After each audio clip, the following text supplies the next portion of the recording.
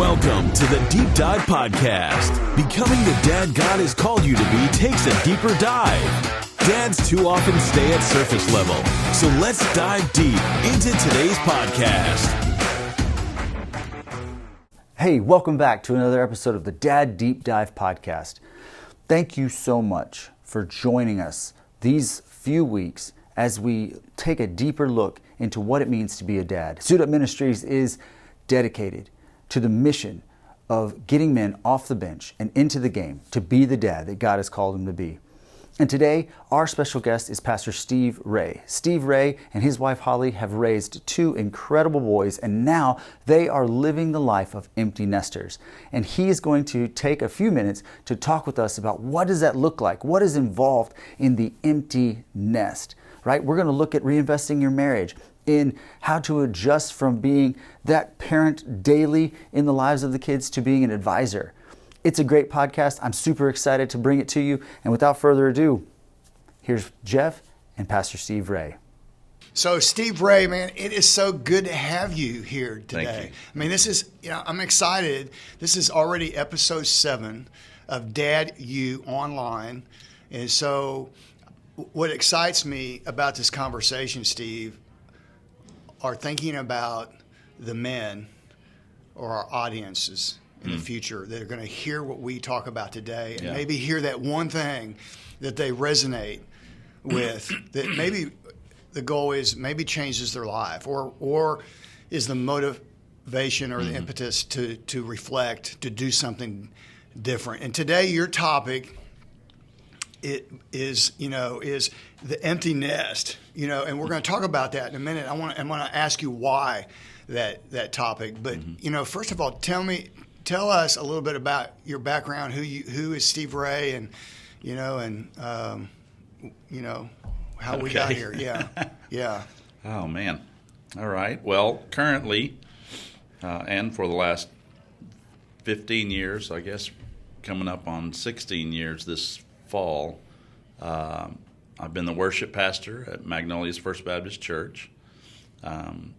Did kind of a dual role of worship pastor and education, or discipleship. I don't know what different people call it, but was in charge of small groups and Sunday school and all those things. Probably for about 6 years, doing a dual role, and then we made some changes, and I just went to worship ministry, and so that's been my role for the last 9 years, I guess. And so I was in student ministry for 8 years, full time. Did a lot of part time before that in college and seminary, and married my wife Holly in 1991. And after I had moved to Houston to start the youth ministry job at Jersey Village Baptist, and which is where you were, I know, at the high school there. So I think first time we met was a long time ago. But so Holly got her degree in education, and always wanted to be a teacher from the time she was a little girl. And we just recently celebrated her graduation of her doctorate in education just a few weekends ago, and so she's moving and doing, and she's currently the principal at a middle school over in New Caney, and but she's got aspirations from beyond that, and so we live an exciting life. We have 2 boys. They're both out of the house, hence the empty nest topic today. But one of them, my oldest, Austin, is married to Eleanor, and they're currently in Orlando, but it was a temporary job with Amazon, so they're about to move back to Memphis, which is where they got married. Okay. And we're living. And he's a safety manager for Amazon at one of their warehouses. So, and then Tyler, my younger one, just graduated December of 2019 from Sam Houston with a degree in what do they call it? It's like construction management or something like that. And so he's working for a big construction company up in Dallas, and he's having to make the drive from Irving up to Denison, up near the border of Oklahoma, every day, working on a hospital. And so he's flown the nest. They're both doing really well. So very proud of both of them. But that's where we are. Yeah. For our listeners, I want them to know that, as you mentioned, we've known of each other and known each other really for a long time. Yeah. You said you've been married since '91, so you got a big anniversary this year. 30, yeah. Yeah. We're going to have our 40. Wow. We have 40 in June. What month? January. Okay. Yeah. Okay. So we have our 40th in June. Wow. So just coming up. So I'm just a little ahead. Congratulations. So yeah, so 30, 40, that's awesome. Yes, congratulations to you. And of course, I know Dr. Ray. Yes. And I wish I could say that I actually hired Dr. Ray, but Holly Ray, Mrs. Ray at the time, was already at the Magnolia High School, and it didn't take me long to recognize that she was one of the most talented educators that I've ever met. She was Teacher of the Year twice, 2 high schools. Became an assistant principal for me, and I tell people anytime they ask me who, I always talk about my top 5 administrators I've ever worked for, and Holly is in there. And she made me early on when I was a rookie principal, and she was a rookie assistant that didn't act like a rookie. She contributed in making me look very good many times. And she continues to do that wherever she's at. Yeah. She's an amazing educator. Yeah. And obviously an amazing wife. Yeah. And mother. Mom. Yes. and now mother-in-law. Yeah. So that's so exciting. And of course your boys and well done. Thank you. I mean, we're not done. Right. The one thing, we talk about at Dad University, we're the one university where you never graduate. Dad, it's Exactly. It's continuing education. Yeah. Because once a dad, always a dad. Yeah. And we talk about that daily act of devotion, and that daily act of devotion continues beyond Absolutely. the 18 years in the house. We think about the fact that we only have from 0 to 18, for most of us, the opportunity to make a difference while we have them. Right. But that influence continues. I mean, I remember calling my dad to the very end in my 50s. And I'm still his son. He's still my dad. And thank God that I had one that exemplified what it means to be that daily act of devotion. So your boys, man, how proud are you? I'm super, super proud, obviously. You just lean on the Lord so heavily because we're all doing it for the first time. Yeah. Every dad, with every kid, because they're not the same. Yeah. And man, you just dig deep and say, one of my prayers that I heard from somebody a long time ago was, Jesus, come and be in me what I cannot be. And you don't know how many times I prayed that. Jesus, I don't feel like a good husband right now. Come and be in me the husband that I need to be for her. Jesus, I am not being a good dad right now. Come and be in me. Just that cry to Jesus to be who he is already. Yeah. Let him shine. Let him be who he is through the cracks of our broken vessel. And so just those cries out to God, in those rough and hard moments, but also you mentioned something a while ago, as Dad, I'm sure that you were talking about, but for me it was Promise Keepers that came alongside me and boosted me way back in the 90s, the early 90s, that made me want to be a better dad. My dad, I love my dad. My dad was a great dad. Wasn't perfect. I'm not perfect. I wish I could go back and redo some of the things with my boys, but that simple cry in those hard moments of Jesus, come and be in me, all that I cannot be, and the support of friends, other men who were older, and the Promise Keepers, and the camaraderie that we had with other men that were on the same journey. Those are the great moments, and you just kind of, all of a sudden it's done, and you're like, but am I finished? And I thought that with Austin. I was like, God, does he have everything he needs? Yeah. Tyler, God, does he have everything he needs? As we send him off to college and into marriage and into the work world. And praise God,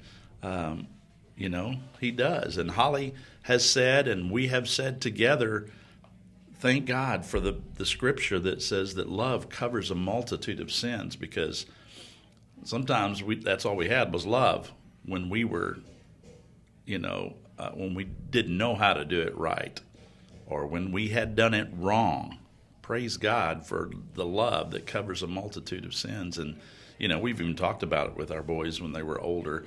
Boy, we sure messed up here, or man, we wish we could. And honestly, they have said, I don't even remember that. Yeah. And love just covered a multitude of sins, of mistakes, of, just because we didn't know how to do it. Yeah. Yeah. Well, you mentioned something that resonated with a lot of things, but the Promise Keepers, you and I may have been in the same stadium. Did you were you here in Houston when you went to Promise Keepers at the Astrodome? I'm sure that I... Did you go to their Promise Keeper? Yeah, there was... the reason I say that is because that was really a turning point for me as well, or or a beginning, a new foundation. When I attended. I remember attending with my father in the Astrodome with 40,000 men singing "Holy, Holy, Holy" a cappella. There's nothing like that. No, I mean, there's literally nothing like that. And for me, it was Amazing Grace in the Dallas. Okay. Where the Cowboys used to play. And to be in a stadium where normally you're there, cheering on a football team or some kind of sporting event, but to be there, when you first of all looking around and seeing a stadium full of men, that when we a lot of times we think we're alone. And, we're the only ones, and we look around and we go, people that look just like you and me who are raised hands and holy, holy, holy, and you think about the changes, the lives were changed in those events, and that's really what we want to do, through this Dad U Absolutely. Online. That wherever men are in their life, that they can click on to find something that is wherever they are, life stage. And of course, this and what we're talking about today is this life stage of the empty nest. And I think when I visit with Holly a year ago, when I was going through my dissertation, and she was, and I was interviewing her as part of my discovery. I saw the joy as she talked about how you and her were almost like on the second honeymoon phase as you moved into the apartment, in the Woodlands, and how you were on this kind of new journey and didn't know how long that was going to last as far as where you lived, but you were just taking, it was kind of like this, she was almost like kind of giddy, almost like you just, but I'm thinking that you can only be there because of the things that she had done to prepare your kids to go on. Exactly.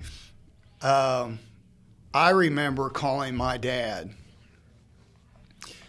the day after we took my daughter to college. It was almost like she was gone, like she died or something. I go, Dad, how did you do this?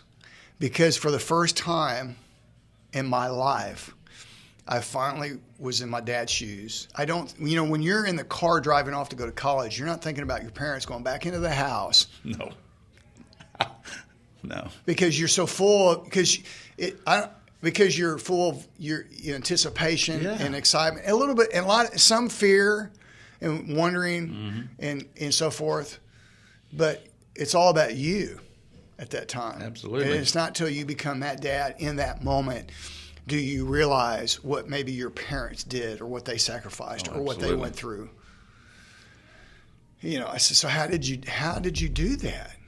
And then I would stand in her room at home and look around and see the things on the wall and and she wasn't even that far away. Yeah. And I would tell people it's not the distance, it's the fact that part of her life will never be the same. It's like when kids would walk out the door when I was the principal at the high school, and I would say, you can walk out and come right back in, but it won't be the same. Mm-hmm. You can always come back. Mm-hmm. But when you graduate, when you take that next journey, you're on to that next. And so it's kind of a grieving process. Absolutely. But I also think that what I would hope is that listeners that hear us talk today, that if they're young parents, that they hear this time of really taking this time to take every moment, but also a time of preparation. Yeah. So when they get to the empty nest, even though you will always ask that question, any good dad is always going to ask the question, did I do enough? Or be transparent and even talk to your kids like you did, and they forget. But you still ask those questions. Did I do well? What did or I apologize when in this area or whatever. Oh, Dad, don't worry about that because you did enough deposits. Along the way. Yeah. You don't want to get there. I guess what I'm trying to say is you don't want to get to this point and try to turn the clock back. No, and I see it in two spheres. One of them is obviously your kids. Did I give them the tools that they need? In all the different spheres, but certainly spiritually. Did I deposit? Did I make enough deposits? But then there's the wife or the spouse. Did we make the investments over those 18, 20 years, however many before the empty nest? Did we make the deposits? Did we make the investments that are going to carry us into these empty nest years? And that was probably as rewarding was knowing that Holly and I were on a new adventure, and it was so exciting, and we were together, and we knew each other. One of the saddest things that I ever heard come from a friend's mouth was, and we were an empty nest at the same time. And one day I just heard him say, he said, as we sent our last one off to college, he said, my wife and I looked at each other and said, what do we have in common? We don't have much in common. And it broke my heart that they were almost on separate paths doing their own thing when the empty nest hit. And I just said, Lord, thank you for all of those influences and for Promise Keepers and for just always having in the front of my mind, I want to make the investments now so that when we are empty nest, it's the new adventure. It's not, who are you? Right. And do I have to get to know you over again, or are we going to start over, with somebody else, somebody new, and try again? And so that is so important, especially for young dads, pour your life into your kids. Do not neglect your relationship with your wife. Man, all of those things, you were reminding me of a moment. Of course, when we took Austin, and he was an hour away at Houston Baptist, it didn't hit me as hard as it did Holly. And I remember she took a picture of him as he walked away with his little string backpack, that they gave him hanging, and she's got a picture of him walking away from us as we went to the car after, unloading all his stuff. And it didn't hit me that hard at that time because I knew he was close. And I would run down and have lunch with him and, all those kind of things. When he moved off to Memphis because he'd met the girl and he was like, I'm not doing a long-distance relationship. He moved off to Memphis. Tyler had gotten a job at Sky Ranch up in Colorado the same time. So Austin graduated and just took off for Memphis. I drove Tyler up to Colorado for his job with Sky Ranch. He was going to be gone all summer, but he was still, in college and around and only an hour away in Huntsville. And we got up to Colorado, and I spent one night up there, and I got in the car to leave, and I went to hug him, and boy, lump in the throat and trying to hold it back, and he was like, don't do this, Dad. And I got in the car and drove off, and for about the next 2 or 3 hours in the car, driving through the mountains, down, making my way to New Mexico and whatnot, it was just right here, and tears would come out, and I would fight them back, and finally I said, forget this, and I pulled the car over and went full ugly cry, just majestic mountains around me. And I was like, what is your problem? Yeah. He's here for the summer. Right. But I realized it wasn't just Tyler gone for the summer. It was literally the end of an era in a lot of ways, with Austin gone.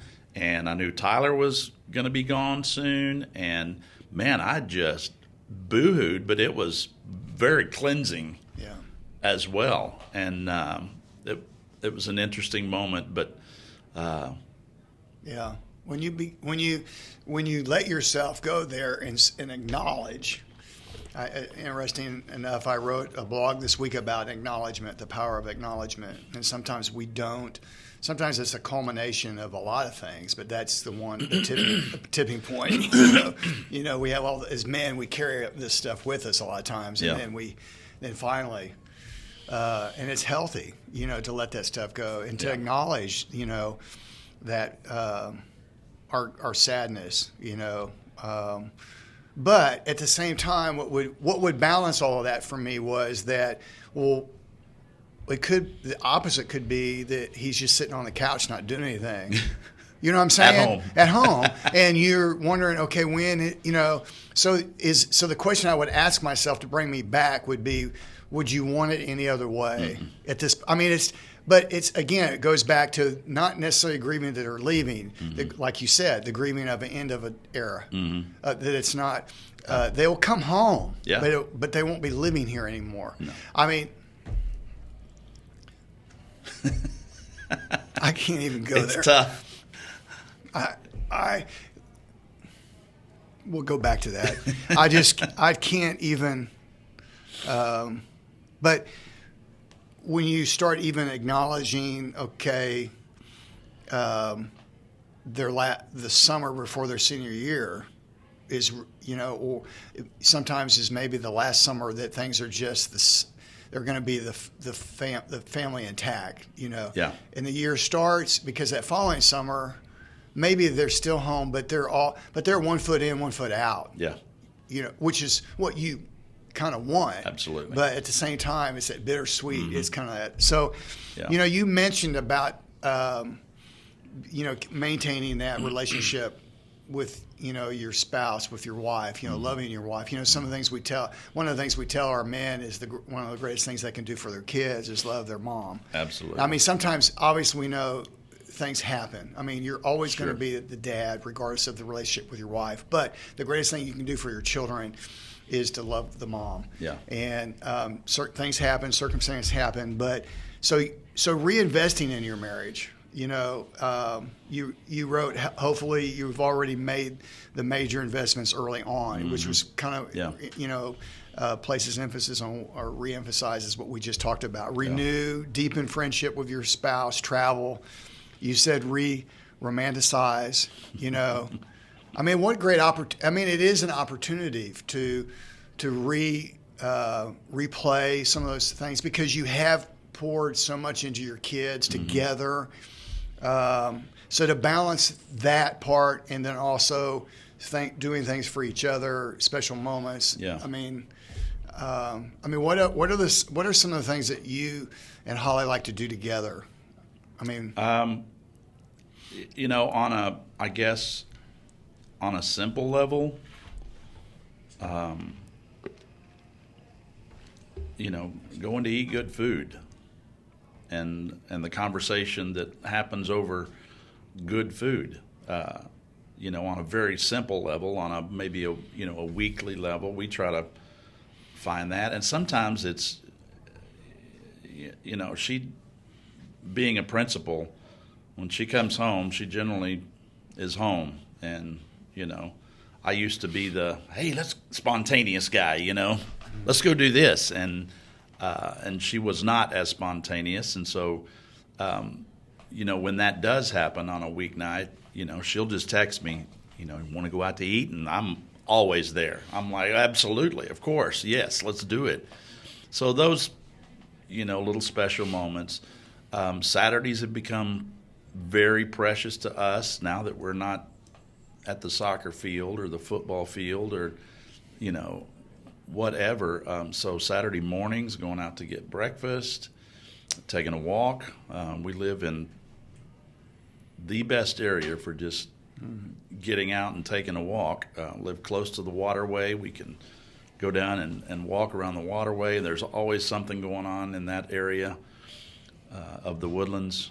And but certainly, on a bigger scale, taking little trips, taking big trips for that matter of fact. She and I are meeting some friends in Montana in July. It's our big summer vacation. We've never been up there. We're going to Yellowstone and parts of Montana and the Grand Tetons, and never done that, but very excited about that. But sometimes it's just a trip here in Texas.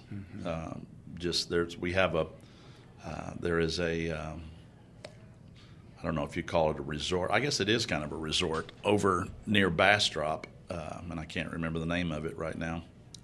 Lost Pines or something. Okay. Big, one of the big hotel chains, but it's a water park, and among other things, I think they do horseback riding. I went down to the river and did an airboat, one day, but we'll go spend 2 or 3 days up there relaxing and eating and floating the lazy river. That's our favorite thing. Mm-hmm. She grabs, a book, and we just float the lazy river round and round and round. And so those things for us are, the special just making moments. Memories. Yeah. Continue to make memories together. Absolutely. As a couple. So this empty nest with children, you've mentioned one in Texas and one in Florida, moving back to Memphis. So how do you maintain being the dad beyond under one roof? Right. How do you extend that? How do you extend that? And how has that changed? How are your roles changed? Yes. I guess I'll start, for when they went off to college, because they were close enough, within an hour's drive. I'd go meet them for lunch. Austin, a couple of times, his fraternity needed a sound system for an event, and I would grab what we had at the church and run down there and run sound for their event, and loved that. Tyler, I'd run up to Huntsville and meet him for lunch, or sometimes we would meet up in Conroe and grab wings, and so from that perspective of the college, but for now, I guess one of the things that blesses me most is Tyler in particular calls me almost every day. And it's usually when he gets in the truck on the way home, Sometimes it might be on his way because he's got 70 miles one way, from Irving to Denison. And so he and I talk, almost every day.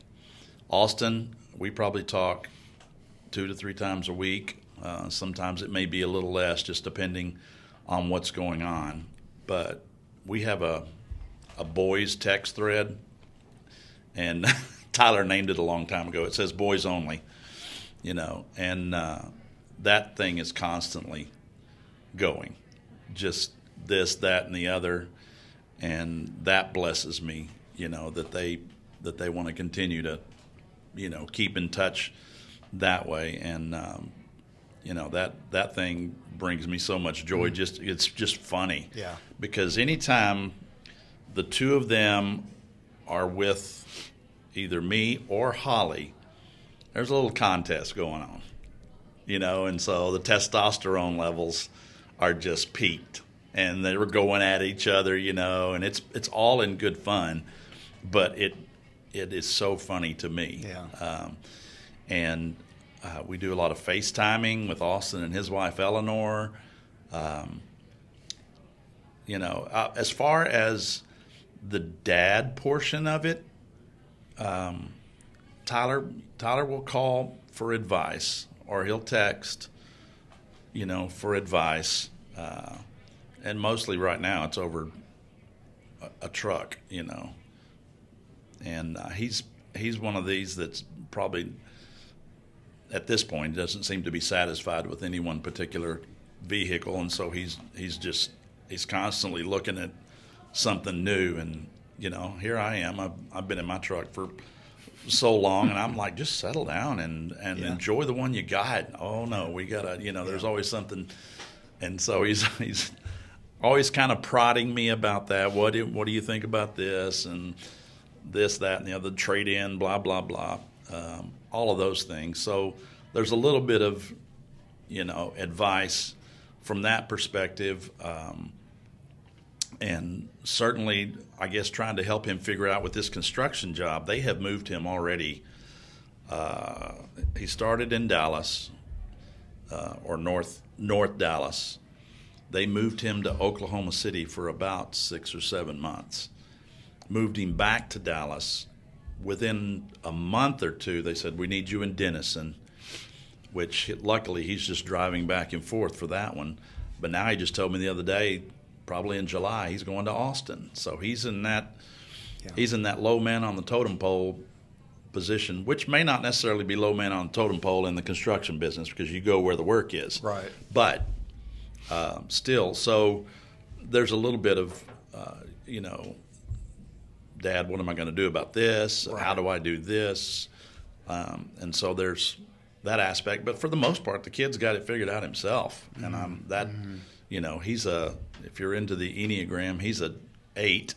And so, sometimes, and I've told him this, son, you're going to do what you're going to do. So just, why are you asking me? You're going to do what you're going to do. Yeah. And so Austin, on the other hand, he's a bit like his mother. He's always kind of been mature. She was her sister told her, "You've been 30." When she was a teenager, she said, "You've been 30 all your life," just because she was that mature kid. And Austin's kind of that way too. Every once in a while, he'll call and or text or whatever. With what do you think about this? And I'm thinking about doing this. What do you think? And honestly, sometimes what they're talking about is so out of my universe. Yeah. I'm like, I don't even know what to tell you. That's a whole other world. Yeah. But those are the, you don't get as many advice giver dad. Right. You don't get as many of those moments, but they still come. And so, you're prepared for them. And I think one of the things I've heard Holly say, we need to stop saying you need to and just say, have you thought about? Right. you Right. know. And I'm the worst about it. Hey, you need to do this. You need to do this. You need to do this. And as opposed to, hey, here's a good thought. Yeah. You know, think about this Yeah. a little bit and just put it, back in their court. So that's Yeah. kind of where we are Yeah, today. I think there's such a fine line. Isn't it interesting how the conversation it becomes more, in a lot of ways, more of a peer conversation versus father son. That's where you evolve to. There's still, like you said, there's still going to always be. That relationship never changes, but a very close friend, a very good confidant, or they're just looking for, they just need that. They may not ask for it, but they just want to hear maybe some word of encouragement well, you're doing the right thing, or I want, like Holly said, it is hard not to be, and every once in a while I tell my kids, mine are 33 and 32. So I still say, hey, you may not want to hear this, but I'm the dad, and that's what dads do. That's right. That's what we say, and even though my dad was right almost every time, I didn't always want to hear it. So I didn't always acknowledge he was right, but I still heard what he said. Yeah. And some of those things you may think you're not getting through to them, but that Austin and Tyler get off the phone and you've planted some seeds. Yeah. Food for thought. It's food for thought, and they're still, like you said, they're still going to probably make their own decision. Yeah. And that's what you raised them to do. Yeah. What if they called on every, oh my gosh, you had to say son. Yeah. At some point you need to make these decisions yourself. So, And we had this discussion the other day about the car, and it's kind of a running joke that, about Tyler's desire to have something newer, better, shinier, faster, whatever. It's not really about fast. It's more about how high it is and does it four-wheel and, those sort of things. And he was doing it the other day. He was kind of probing me, and it was in our boys thread, and so Austin's chiming in and all that. And I just finally said, Tyler, I really don't care. I know, maybe you want me to, but I really don't care. Do what you want to do. There have been times where I was probably frustrated about, he's gone through, that kid's been through more cars in the last 5 years than I've been through in my lifetime, I think. And sometimes they were not good choices, and turned out to be a money pit, and so those were kind of, I guess, disappointments. But now I'm to the place I'm like, hey, you're out there on your own. But you in some ways that's a great. I had this recent conversation in another vein about building capacity by letting go. Yeah. And sometimes as a dad, especially in this empty nest phase, you do have to. There's a point where you have to just let go, and because you've built the capacity. They have that. They have the capacity to sink or swim, and then, like you said, some of them weren't good decisions. Like some of the decisions we've made have not. I definitely, have made almost every financial poor decision there was. I could write a book on what not to do, but still experience that, building capacity and being able to share that, and learn from that and so forth. But I think there's that, when we become that empty nester, we have, releasing some of that, because hopefully we've given them that foundation. Yeah. That now that they go on, that you're still there, is help making sure that they don't get completely off, take the wrong exit. Right.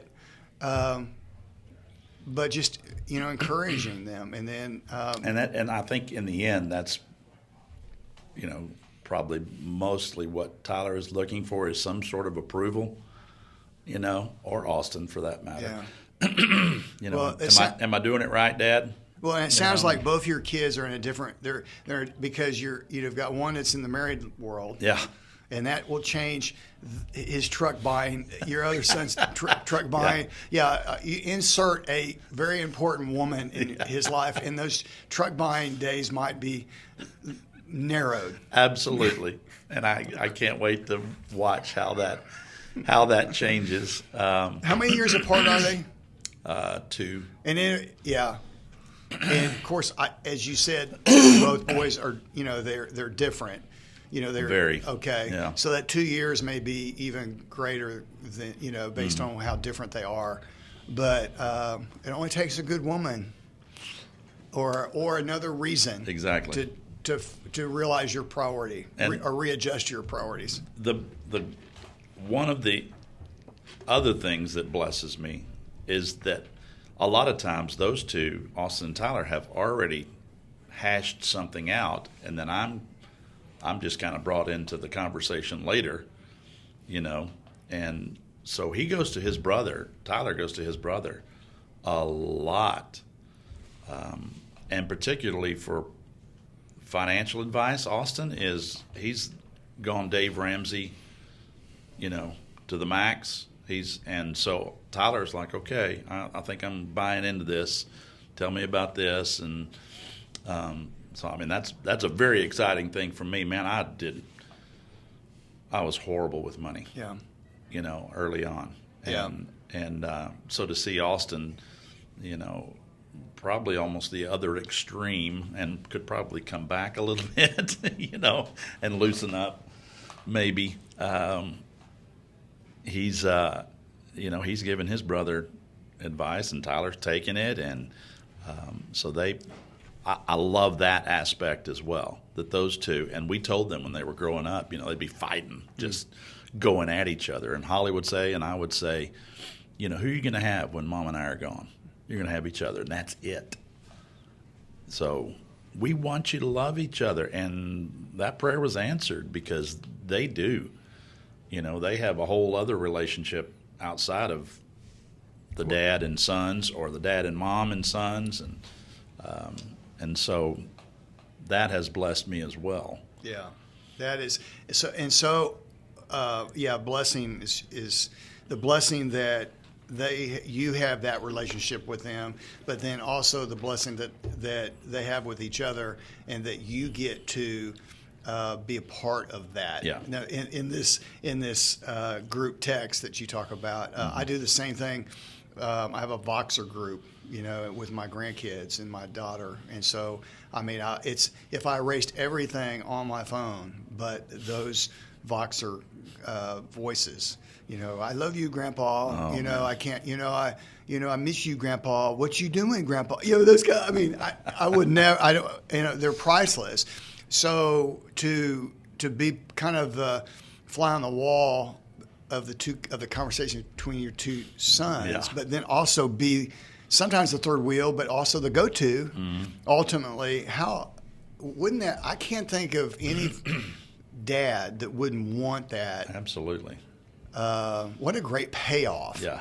That's the payoff of years, of 20 years of preparation. Yeah. And it goes by so fast, Jeff. The 18 years, the 20 years, and you just wish it would slow down. If you are truly trying to be in the moment and trying to be intentional, an intentional dad, an intentional mom, parent, you want to be invested in those little moments throughout the way, so that they don't turn 18 and you're like, where have I been? And now they're gone, and they really don't. They can talk to me now and then, but they have their life, and that's a sad. I think that's a sad thing, that someone was so wrapped up in their work or whatever, hobbies or whatever, that they didn't stop and have the little moments and the great adventures and all of those things that you want to do with your kids, so that you can look back and go, okay, I kind of wish I could do it again, but man, that was good. Yeah. That was good. And that's where I think other men in my life, other godly men in my life, and promise keepers made me cherish the little moments. One of the things I regret was coming home so tired, and I was in youth ministry, coming home so tired that all I wanted to do was get them in bed so that I could veg in front of the TV. And one of the things Austin used to say, "Daddy, swing me." That one can put me in tears because, there were, no, not right now, son. Yeah. I'm busy, or I'm tired, or I'm whatever. And I had a horrible dream one night that Austin was in an accident that took his life. He was a child. Mm-hmm. And literally his last words to me were, "Daddy, swing me." And it just, I woke up bawling. Holly was like, "What is the matter?" Like, "It's a horrible dream." Yeah. But man, my encouragement to any dad that would be listening, if they say that, go do it. Daddy, swing me, go swing them. Daddy, do this with me, do it. Daddy, do this, do it. And I realize there are just times you literally cannot, for whatever reason. And but if you can, drop what you're doing and go take that moment, those few moments, because they go too fast. Yeah. You blink your eyes and they're gone. And so. Yeah, just literally just this morning, my 3.5-year-old granddaughter, who woke up, ran down the hallway and just landed in my lap. And I said to her, you make Grandpa's day when you do that. I said, that your mommy, when she was your age, this is no lie, I just told her this 3 hours ago. I said, when your mommy was your age and I would come home from work, she would run to the door and say, "Daddy, Daddy, Daddy." And her version of swing me was come jump with me. Mm-hmm. And we had a trampoline in the backyard. Yep. And I would go, "Oh, I'm exhausted. Oh my gosh." I'm exhausted. And I think there were times I didn't, but most times I did. Mm-hmm.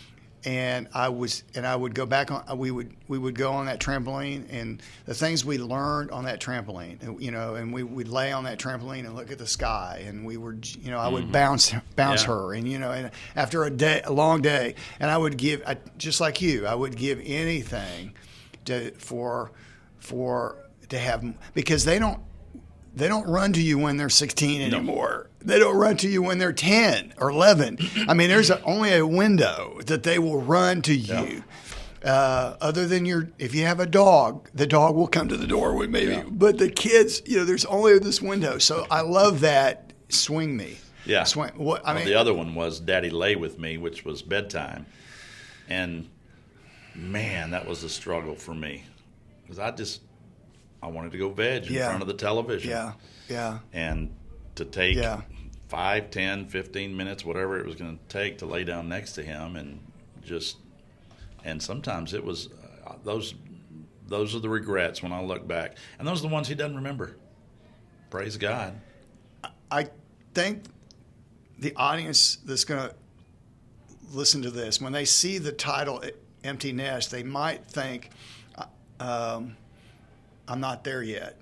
Right. So what I'm hoping is that what you just said, that we're going to speak not only to the men that are there now, mm-hmm. but to the men that will be there one day. It's absolutely a message for the guys that are not there yet, because it's stop and take that moment, take the few moments to swing, to lay with them at bedtime, to pour into them, to the little moments count. They matter. They are an investment for later, for the empty nest. And like I said a while ago, it breaks my heart to hear young men talk about a dad that was not there for them. Mom and dad were still together. They had a fairly normal upbringing here in America, but dad was so busy and uninvested and absent, though present, that they are truly wounded. I mean, like, there's a deep father wound, and sometimes those things can get repaired. You'll never go back and fix what you know, and it's other men, like I said, it's dad, you, encouraging you along the way to keep it in the forefront. That's the thing, where you are able to stop when he says, "Daddy, swing me, Daddy, lay with me, Daddy, jump with me," that you go, okay, this is one of those moments. I need to be present right now. I need to do it right now. I don't want to miss this. Those are the things that you need constantly. I think keeping you aware of being present, not getting lost in a job, not getting lost in a hobby, not getting lost with your buddies. But you have it's really not that long in the grand scheme of things. 18 years in a child's life. Yeah. It goes by too fast. Yeah. Stop and do it. Yeah. Yeah. You have to. Yeah. To grow, mature, responsible children who will enjoy their lives. Yeah. And then the other part of that message would be, I would think, once you're at empty nest, there is life after children. And it's beautiful. It's beautiful. And you are reaping the benefits of those investments. Yeah. And it's not the end. It's just the next. Yeah. Yeah. It's just the next phase of your dadhood. Yeah. Yeah. When you think about the 18 years in comparison to, I don't know what, the next 40, 50, when you look at the math, it seems like nothing, but well, if you look at, like you just said, that 18 is a small sacrifice for the next 40, 50, 60 years. Yeah. The investment, like you said, here to enjoy here even more, to make it even sweeter. And then as you one day hope, add another title to your name, hopefully with grandchildren or whatever, the next journey. I don't want to leave out Mom University here either, because Holly made choices early on. My wife is driven, that, and she had aspirations early on and could have achieved anything that she wanted to if she had left her post as mom and pursued that. But she understood how important those young years were, and she stopped. She made choices not to pursue something, but to be a mom, along the way that absolutely impacted our boys. Yeah. Absolutely impacted our boys. Yeah. One thing we want all our audience to know is that because we are a men's ministry that emphasizes the importance of dads, we never want to neglect the role of the mom. Absolutely. We're encouraging and exhorting men to step up and come alongside. And how sweet it is when two are in concert, Absolutely. Off the bench, in the game, Absolutely. together, on the same team, guiding and loving and caring and nurturing and raising their children together on the same page. But Steve, I want to thank you for being the man that you are, the husband that you are, and the dad that you are, the daily active, devoted dad. We talk about one man, one change, one generation. We hope that if men are watching in the comfort of their homes, that they click on and they see this and they hear one thing that just maybe one thing that causes them to make one change that affects the next generation. And that's all we ask. Yeah. You know, and so thank you for being part of Dad University today and in the past and hopefully in the future. Thank you for asking. And for being the man of God that you are.